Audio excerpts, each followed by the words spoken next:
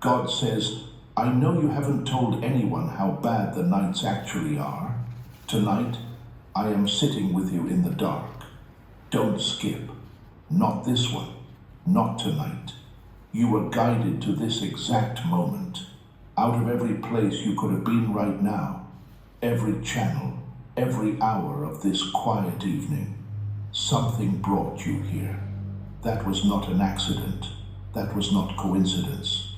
That was an appointment set by heaven for this specific night, for you specifically, because God has something He needs to say to you that He has been waiting to say for longer than you know.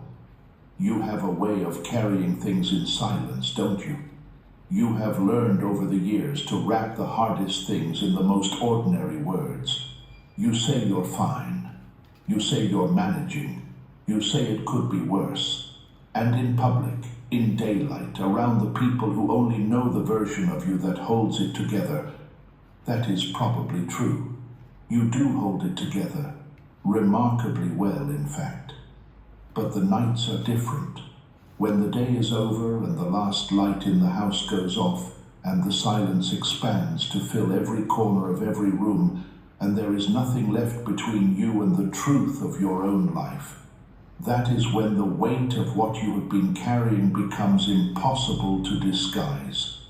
That is when the thoughts you pushed aside during the day come back to find you. That is when the loneliness, which has a very specific texture at 2 in the morning, that it doesn't have at 2 in the afternoon, settles over you like something you cannot take off. God says, I know. I have always known. Hold on until the end of this message, my beloved child, because before this hour is over, God is going to speak directly into the specific part of you that has been aching in secret, the part that nobody around you fully sees, the part you have stopped trying to explain because the people in your life either don't know how to hold it, or you don't want to burden them with it, or the explaining itself has become more exhausting than the carrying. Tonight, you don't have to explain anything. God already knows, and He is here. Don't move from this place. There's a kind of pain that has no name in the language the world speaks. It is not the sharp, sudden grief that comes when something breaks in an instant. The world knows what to do with that kind of grief. There are rituals for it. People show up. They sit with you. They bring food. They send cards with the right words printed inside. They check on you in the weeks that follow. The world has scaffolding built for visible, dateable loss. But the pain you carry is different. It is quieter. It is slower. It is the kind of pain that has no anniversary, no headline, no ceremony to mark where it began or how long it has been going. It is the pain of things that changed gradually, or that simply, quietly, without declaration, stopped being what they used to be. And because there was no single moment of rupture, there is no single moment of healing that the world can point to and say, there it is done. You can move forward now. Don't skip this. This section was written for you. God sees you in the specific hours when no one else is watching. He sees the way you move through the evening, the small rituals of a life lived alone that you have learned to perform without thinking about them too much, because thinking about them too much costs something you cannot always afford. The way you lock the door, the way you set one place at the table, or sometimes don't bother with the table at all, the way you sit in the chair, perhaps the same chair in the same spot, the one you have always occupied, and the space beside you or across from you carries its own kind of presence, the presence of an absence, which is one of the heaviest things a room can hold. He sees the phone on the nightstand. He sees the way you pick it up sometimes, not to call anyone. You have told yourself it is too late, or that you don't want to be a burden, or that there is really nothing to say that wouldn't make everything more complicated, but just to hold it, just to feel the possibility of connection, even in the hours when no connection comes. He sees the way you smile in public. He sees you at church or at the grocery store or in the conversations that happen over fences and in parking lots, giving people the version of yourself that is presentable, that is grateful, that is holding it together. He sees the words you say and the words you don't say. He sees the smile that costs you something to maintain, and he sees the moment after, when you are alone again and the smile can finally rest. Type, "God sees my midnight," in the comments right now, if you have lived through nights like that. If the hours between midnight and morning are the hardest hours of your life right now, let heaven hear you. Let that declaration rise. This message doesn't stop with you. It reaches the one who is still searching, still doubting, still crying out in the dark. If this ministry has strengthened your faith, consider strengthening someone else's. When you give through the link in the description or pinned comment, whether by buying a coffee, partnering monthly, or joining our Ko-fi community, you're not funding content, you're fueling the Great Commission. Every gift becomes gospel carried further. Every act of generosity pushes light into places we may never physically stand. There are people one message away from hope, one prayer away from surrender, one encounter away from salvation. Your generosity helps us reach them. This is more than support. It's participation. You're stepping into the harvest field with us. And when heaven counts the souls reached, your obedience will be written into their story. If the Spirit is prompting you, don't ignore it. Step into the work. Let's bring the lost home. Because here is what God wants you to know. Every single one of those nights was witnessed, not from a distance, not from somewhere removed, up close, present, intimate. He was in the room with you. He sat in the silence with you. He was there when the thoughts came that you cannot say out loud. The ones about being forgotten, about whether this is how it will be from now on, about whether the people who matter know that you matter. He heard every thought. He felt every weight. He counted every tear, including the ones that fell in the bathroom so that no one would see. He was there on the night you got the news that you were not invited, on the night you saw a photograph of people gathered together and understood, without a single word of explanation, what the gathering said about where you stand, on the night you overheard something that confirmed the fear you had been trying not to have, on all of those nights, the ones with events attached, and the ones that were just ordinary darkness. He was present, unhurried, unshocked, not managing you from a distance but near, closer than the breath in your lungs. Not one of those nights was invisible to God. And tonight, He is here to tell you what those nights have been building toward. Don't move from this moment, because what God is about to show you is happening behind a curtain you cannot see. Something unfolding right now. Tonight, in the unseen realm that surrounds every person you love and every relationship that carries the weight of what has gone unspoken. The people who have been absent from your life are not at peace. I want you to hold that. I want you to let it settle, because the enemy has been very busy convincing you of the opposite. The enemy has been whispering to you in those midnight hours that you are the only one lying awake, that the people whose absence has cost you so much sleep are sleeping just fine, that the distance costs them nothing, that they moved on easily, that your removal from their daily life was something they adjusted to without grief. That lie was designed specifically to break you, and God is dismantling it tonight. Pay close attention to what I'm about to say. God is a God of remembrance. He does not allow the people whose lives were formed by love, your love, the love that cost you something real, the love that showed up on ordinary Tuesdays and difficult holidays, and in the thousand small ways that love actually operates. He does not allow those people to simply drift away from that formation without resistance.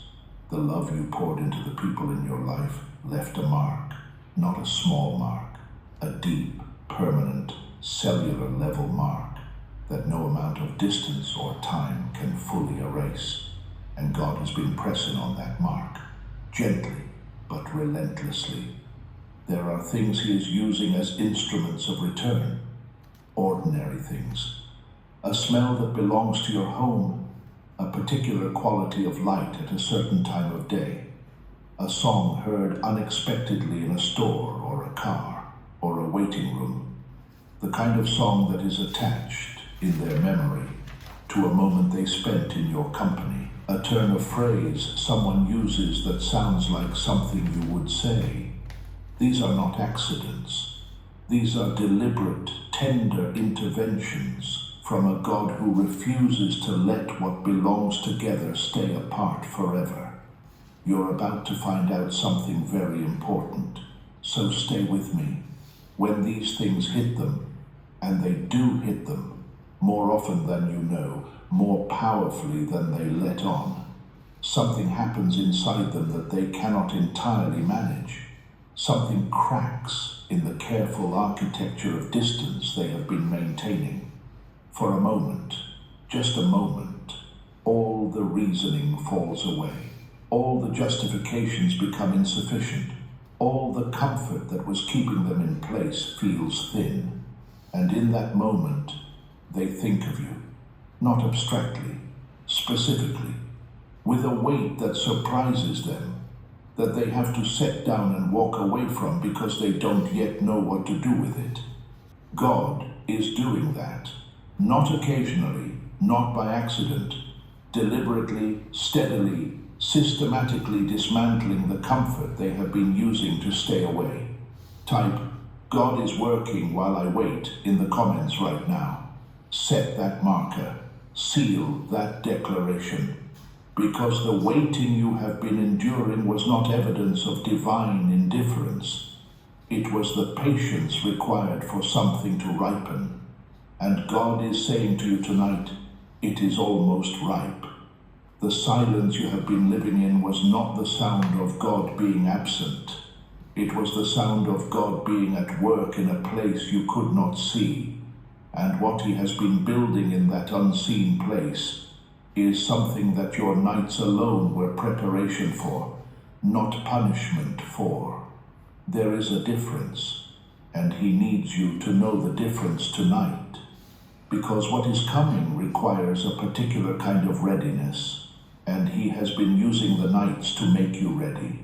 You are more ready than you know.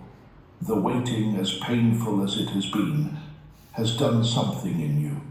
It has stripped away the parts that were not essential. It has clarified what matters and what does not. It has made you someone who knows the difference between things that comfort and things that actually hold. And the person who comes back to you will be returning to someone who has been through a fire and emerged not destroyed, but refined. God does not waste pain. He uses it. And what He has been making in you through the nights is something that will make the restoration, when it comes, something neither of you could have received before now. Don't skip this section. This is the part most people scroll past, and it is exactly the part where the breakthrough begins. I want to tell you what is happening on the other side of the distance, not what you imagine is happening. Not what fear has told you is happening. What is actually happening, what God is seeing, and what He is telling you tonight. The person whose absence has made your nights longer is not living in the ease that their silence might suggest.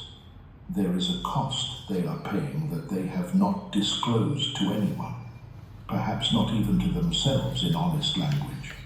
The cost of carrying the memory of you without acknowledging it. The cost of receiving small reminders that break through their composure and then performing recovery from those reminders while pretending nothing happened.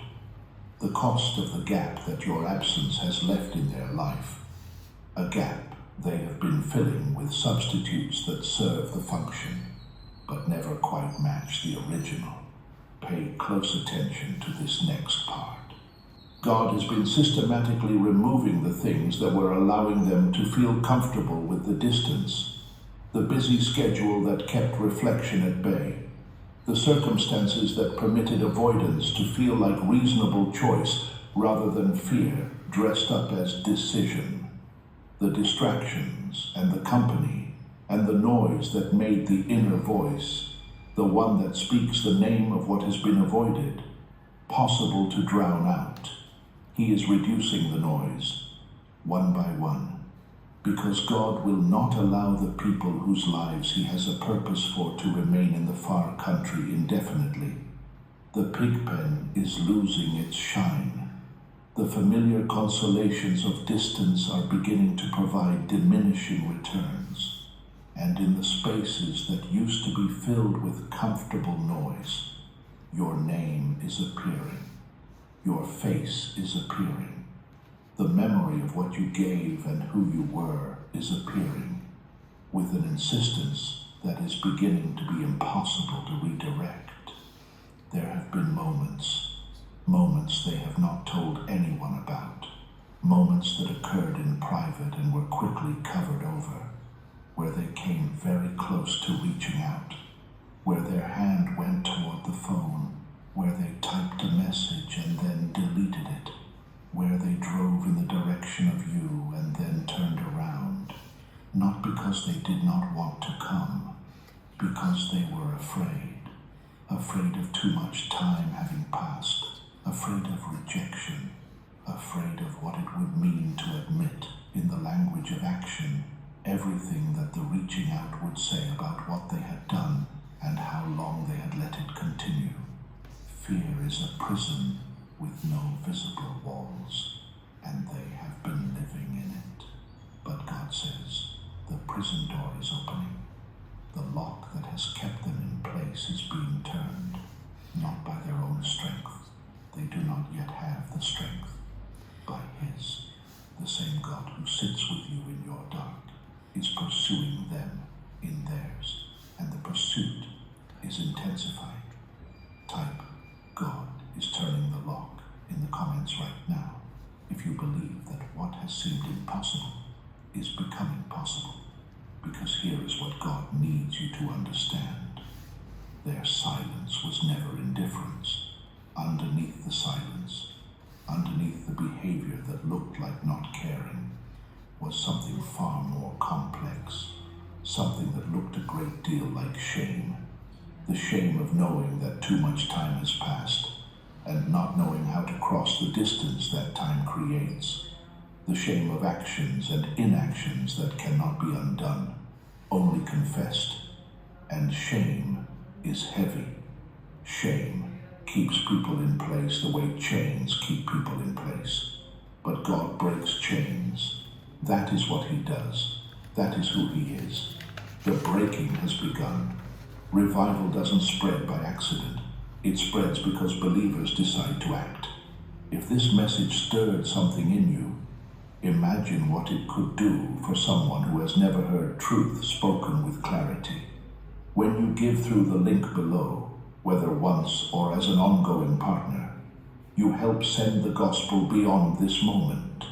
You become part of every testimony, part of every restored heart, part of every soul that turns back to Christ.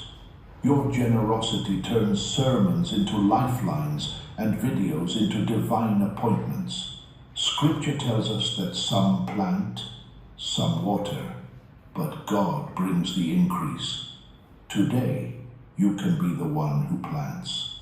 If you believe souls matter, this is your opportunity to move from agreement to action.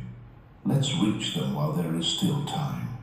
You're about to receive something that God wants to put directly into your spirit right now. So don't look away. Don't let this moment pass without receiving it fully. God wants to give you the words, not a vague promise that something good is coming eventually. The actual words that have been forming in the deep place of the person who has been absent. Words that God has been cultivating the way a gardener tends something that takes time, that cannot be rushed, but that when it finally arrives is worth every day of the waiting. Here is what they will say. They will say, I have been thinking about you, not sometimes, not in passing, in a way that has surprised me, that has found me in moments where I had no defenses against it, in the middle of an ordinary afternoon, at a table full of people, and suddenly I am not really there because I am thinking about you, and the thinking about you is not comfortable. It is demanding. It is asking something of me that I have been avoiding giving. I am done avoiding it. They will say, I'm sorry, and the sorry will not be the partial kind, the kind that distributes fault evenly, so that accountability is diluted.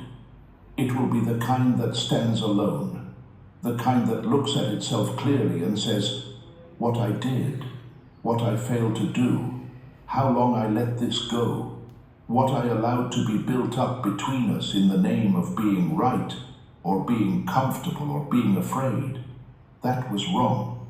I own that, not with qualifications, without an exit. They will say, I didn't know how to come back. That is the truth, and I need you to hear it as truth, rather than excuse. I wanted to come back far earlier than this. I thought about it in ways I never admitted to anyone.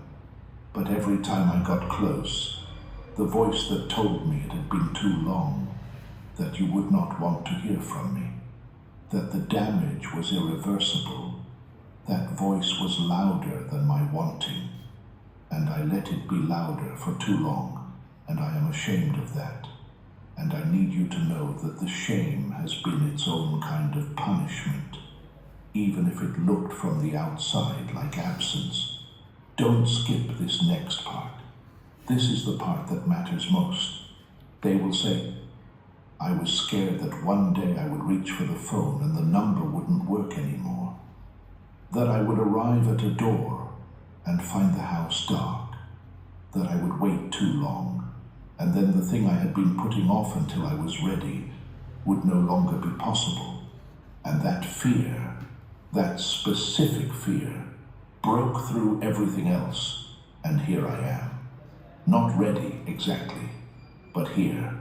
They will say, you were right, about more things than you know. I understand now what I could not understand then, or would not. I understand what you were offering me. I understand what I turned away from. And the understanding, which I thought would feel like defeat, actually feels like the first honest breath I have taken in longer than I want to admit. They will say, I need you, not as a performance of humility, as a truth, the specific thing you carry, the love that does not change its shape based on what you've done, the love that was there at the beginning and has apparently been waiting with more patience than you had any obligation to give it. I need that. I know I have not earned the right to ask for it. I am asking anyway because I would rather ask and be refused than spend one more year pretending I am fine without it. God says, receive those words right now, my beloved child, before your mind offers its objections, before the part of you that has been protecting itself from further disappointment can build its walls. Receive them into your spirit. Let your heart take them in. Let the part of you that has been waiting allow itself to believe that the waiting was not in vain. Type, I receive this restoration in the comments right now. That is your declaration. Seal it over your situation. Claim it in the spiritual realm before it is visible in the natural. But before we go further, God wants to do something else first. He wants to sit with you in the truth of what you have been through, because what he is about to say in this next section is not about the future. It is about right now, tonight, and the specific weight you have been carrying. And he says this is the most urgent thing he has to say. My beloved child, stay with me in this moment. Don't rush through it.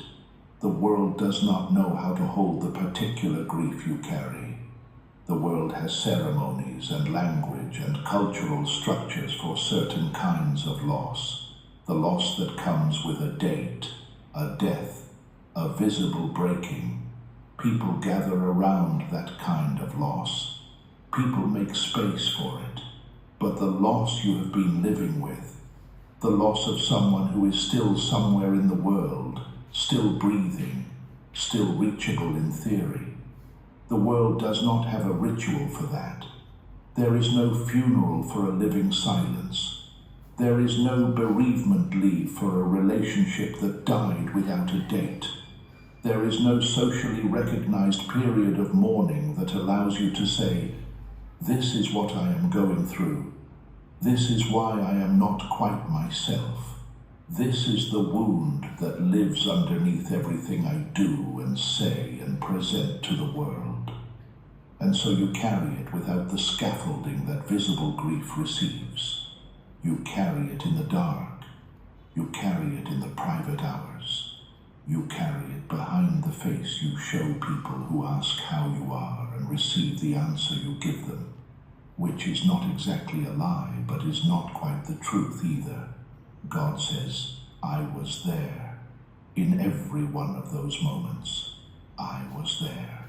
On the evening you sat at the table you built for more people than were there. I was sitting across from you. You were not alone at that table, even though you felt alone. I was present. I saw your face in that light. I knew exactly what that particular silence cost you. On the morning you reached for someone who was not there, out of habit, out of muscle memory, out of the body's insistence on honoring what the mind is trying to learn to live without. I was there. I felt that reach. I did not look away from it. On the afternoon you passed something, a street, a storefront, a tree, a particular quality of afternoon light, that carried a memory attached to a person or a time that is no longer present in your daily life, and you felt the fold in your chest that happens when the past arrives uninvited. I was there. I was in that moment with you. I held the space that the memory opened up. On the morning at church when someone asked how you were, and you said, blessed or grateful or I can't complain, when the truest answer was something you didn't have the energy to begin to explain, I saw what you held back. I saw the restraint. I saw the grace in it. And I want you to know that grace, that protection of other people from the full weight of your experience, did not go unnoticed. It was seen. It was honored. It is recorded. If you have not yet subscribed to this channel, I want to ask you to do that right now. Press the subscribe button and turn on the notification bell. When you do, you are making a declaration that you are committed to receiving every word that God sends. You are saying, I am here. I am open. I am ready to receive what heaven is releasing, and God will honor that declaration. Now I want to say something directly to the guilt you carry, because I know it is there. I know that in the quiet hours, your mind returns to the choices you made and the words you said, and the moments you cannot revisit. I know you carry a private inventory of the things you wish you had done differently. I know you have asked yourself, more times than anyone knows, whether a different version of you might have produced a different outcome. God says, lay it down. not because you were perfect, but because the love you gave was real, because the sustained, faithful, costly showing up that characterized your life was not nothing, it was everything, and it has been recorded. Every meal, every sacrifice, every time you swallowed your own need so that someone else's need could be met, every time you were there when you were exhausted, every time you stayed when leaving would have been easier. That record exists. God has been keeping it. And it does not read the way the enemy has been narrating it in your most private moments. You did not go wrong. This was not your failure. The silence is not a verdict on your worth. Let me say that again, because I need you to receive it all the way down into the place where the doubt has been living. You are not someone whose story ended in abandonment. You are someone whose story has a chapter that has not been written yet. You are someone who gave real love in the real world, under real conditions. Not the easy, uncomplicated love of someone who was never tested, but the costly, sustained, faithful love of someone who kept showing up even when showing up was difficult. That is not a small thing. That is not something that goes unrewarded in a universe governed by a God who sees. Type, "I am not forgotten" right now in the comments. Say it over your own life. Receive it as your declaration, not as wishful thinking, but as truth that heaven is confirming.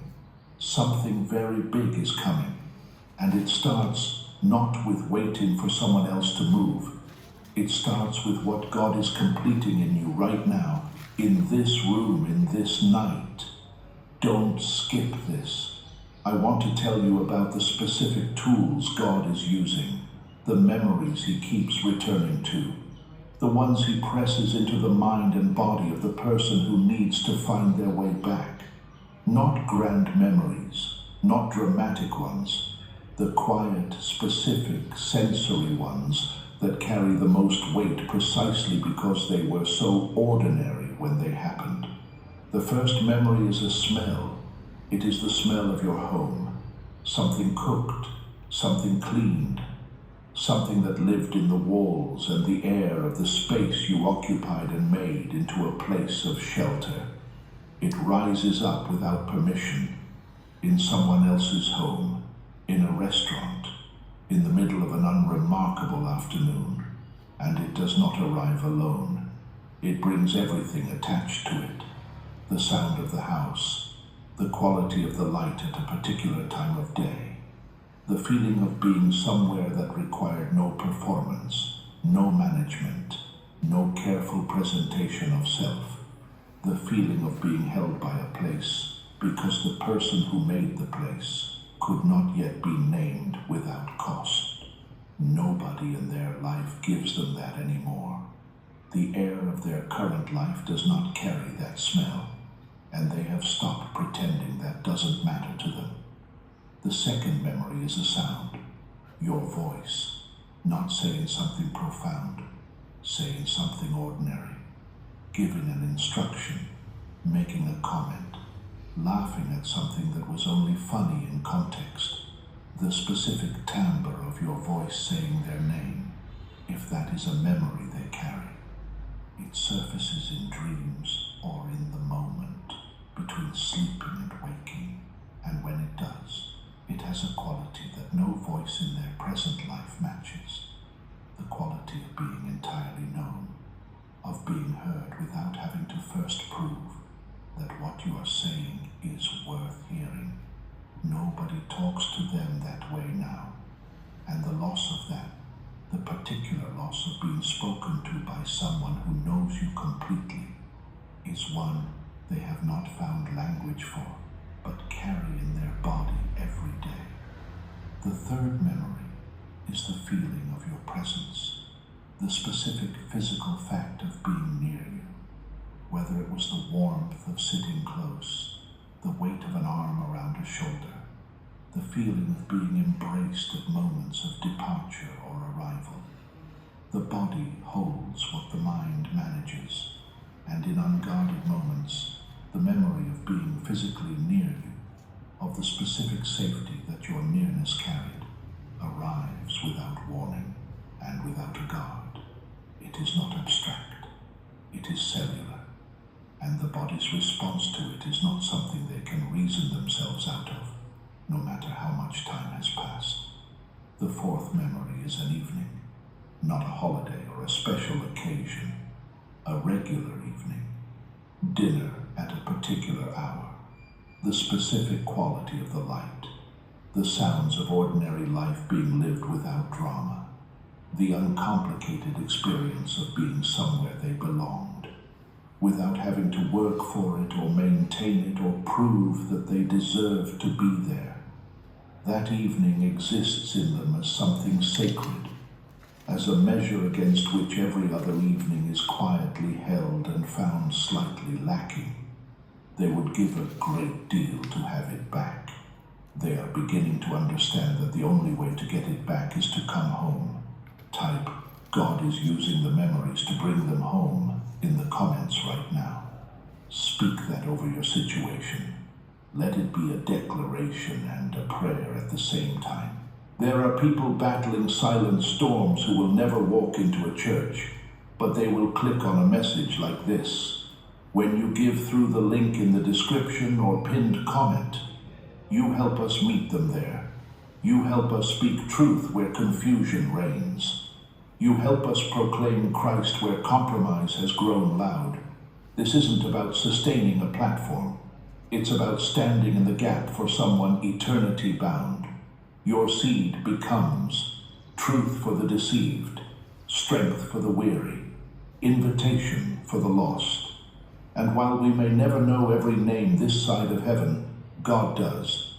If you've ever prayed, Lord, use me, this is one way He does. Join the mission. Let's carry the gospel further, together. Something very big is coming your way. And I need you to hold on for this next part, because this is the moment the entire message has been building toward. Don't blink. God says, the night is almost over. I want you to see something. Let an image form in your mind, and not a fantasy, a prophecy. I want you to see a threshold, a door, the door to your home, or any threshold between here and what is coming. And on the other side of that threshold, I want you to see someone standing. They are not composed. The speech they have prepared, the careful, structured, managed explanation of why they are here and what they want to say, dissolved on the way. Because arriving here, standing at this threshold, the full weight of everything came with them, and the full weight of everything is not something that can be delivered in prepared language. Their eyes are showing it. Their hands are not still. Everything that has been under the surface of the controlled distance is right there on the surface now, and there is nothing left to hide it with. They knocked because the alternative had become impossible. They stood at the threshold because turning around one more time had stopped being an option they could live with, whatever it cost to come, and it cost them something. It cost them the story they had been telling themselves, the pride that had been serving as a dam against the truth. They paid it. They are here. And when you open that door, when you are standing there, and they are standing there, and the space between you contains everything that has been lived in the years between. What passes between you in that first moment will not require language. It will be older than language.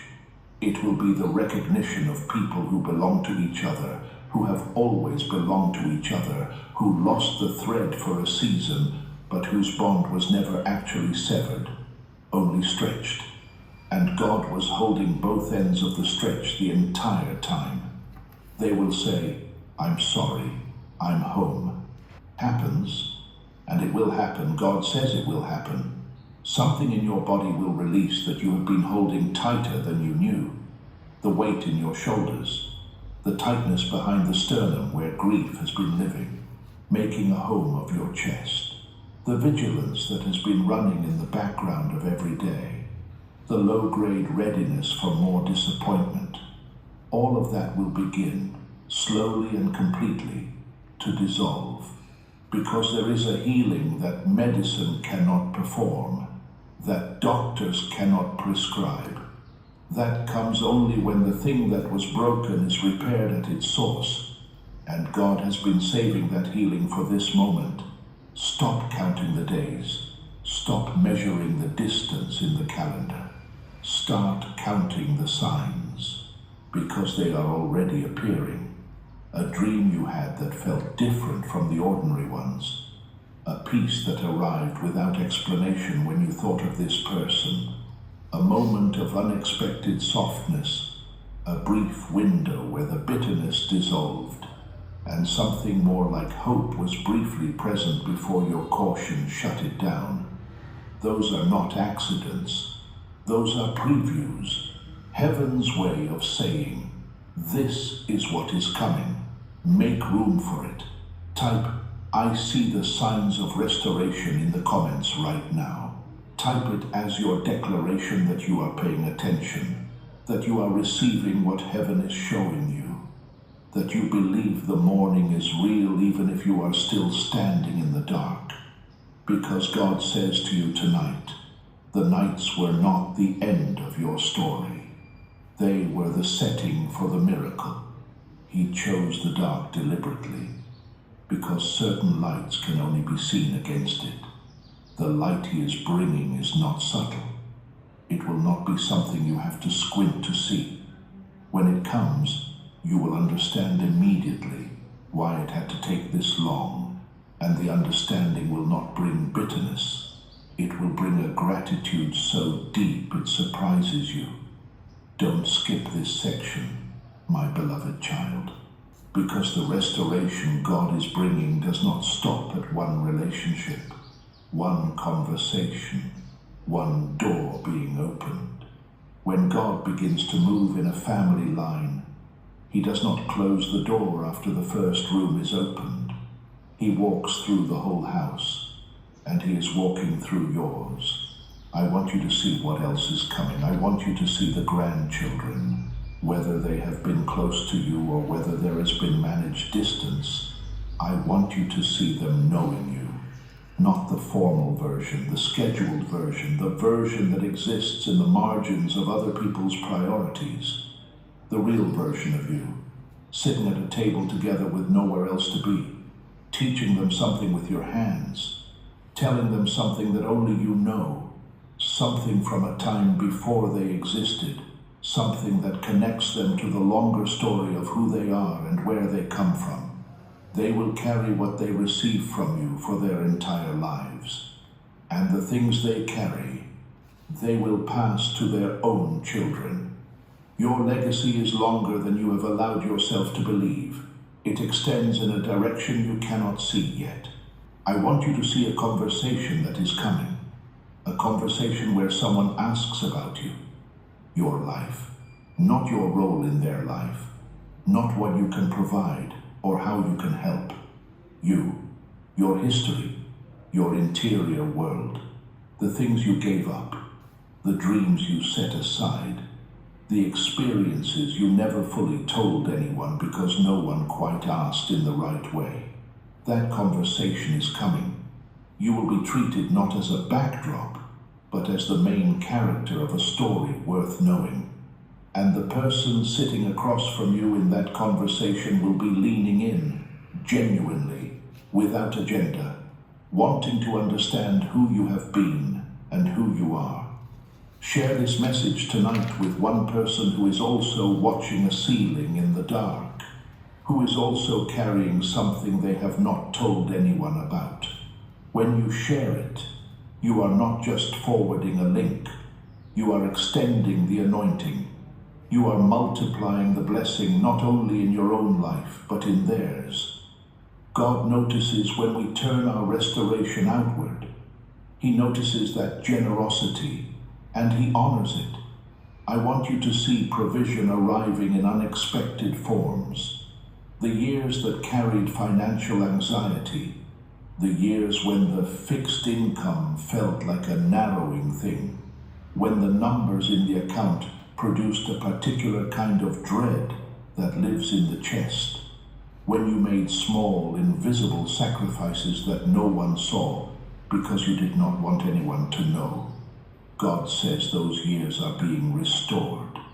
The locust years are being repaid, not with partial return, with abundance, with a sufficiency that goes beyond the practical and into the declarative.